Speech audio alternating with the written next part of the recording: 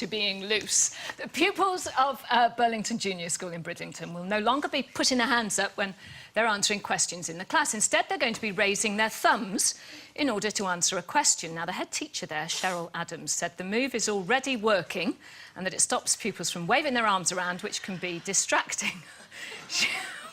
She also says it's calmed them down, and she says it's not a big deal and there's no issue of children at the back of the classroom being missed or ignored. But what do you think of all of this? What's your reaction to this? I just find it's just a little bit ridiculous, to be honest. At the end of the day, I was quite a bright kid at school, believe it or not, and I used to love putting my hand up. I used to think it was fabulous because I knew the answer, and when they chose me, I thought it was like a little achievement for me, especially in maths. I was great in every subject apart from maths, believe it or not. I was completely backward even.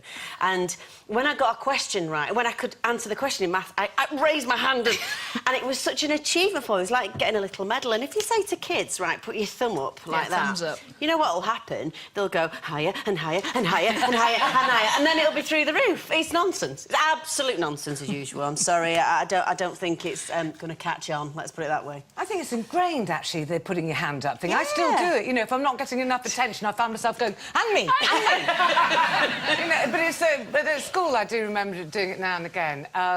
And being slightly crushed when you weren't chosen, or occasionally you get chosen and you'd be so absolutely convinced you had the right answer. You'd go, Gallipoli, miss, Gallipoli. And she'd go, no, the answer is 6.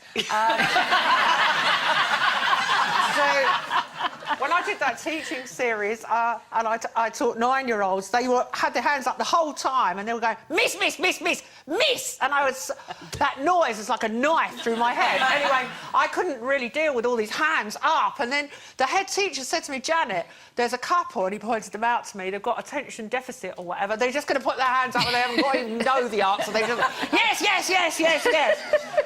I'm a bit like that, really. It is very extraordinary. I do think this politically correct thing about, you know, putting your thumb up. I mean, let's face it, most of Britain's kids are obese, aren't they? Isn't putting their arm up a bit of exercise? Why don't they have them putting both arms up?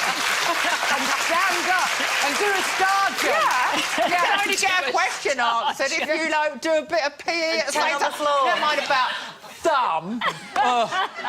Yeah, the school I taught when I taught in that school, they didn't even have, you know, positions in the class, and they had to win smiley face badges. Oh, but they like the little star charts and things like that. But they don't get positions in class anymore, do they? No, or rankings no. in case it hurts their you feelings. used to have that, didn't you? Yeah, you know, yeah. like 10th out of 10 or 11th out of 10 was the worst one. Yeah. But I know in certain schools, because I've been in schools quite a bit like you, Janet, and a lot of primary schools now, they have, instead of putting the thumbs up, it's like a red or green block that they have to turn over, so they put the... Because they don't sit in rows anymore. They sit around tables so that you're at the front, and how you get the attention of 34, you know, 9-year-olds are all looking in different directions, you know, because their human rights can't be infringed. They've got to have the freedom to look out the window rather than look at the blackboard. So you're saying that a red block and a green block... means green block means I know the answer, red block means I don't know the answer, don't pick on me. Yes. But what if the teacher is colourblind? Because red and green are the two colours. Exactly. Yes! That's true. I thought this through. But there are lots of things, aren't there, in school that we remember. What about uniforms? Did you like your uniform? Bring back the uniform. My uniform was chronic. My dad chose my school simply because he wanted me to humiliate me by making me wear a uniform. It was a red and black blazer, Lady Margaret's in Fulham, which they still have this blazer to this day, and it's a comprehensive now. It's a fabulous school. But when I went there, not only did I have the black and red striped pyjama-type blazer, I had a beret, not like ordinary school beret, like, you know, round. We had some Tudor malarkey that had points. And in the summer, the Panama hats. No wonder it turns out weird. Like the man from Del Monte. a Panama hat with a gingham dress. So, you know, when you're at school, they find that uniform so big. I was 6 foot tall. How did they find a frock with a circular skirt? Oh, it was I shameful. think I can trump your Panama hat. My school hat, honestly, I had a brown bowler hat. What? No. Brown bowler hat. No wonder you turned out weird. I went back to give a speech to this school, and honestly, there was a glass case in the reception hall now with my... I'm that old, my school uniform is in a glass case, like a museum piece.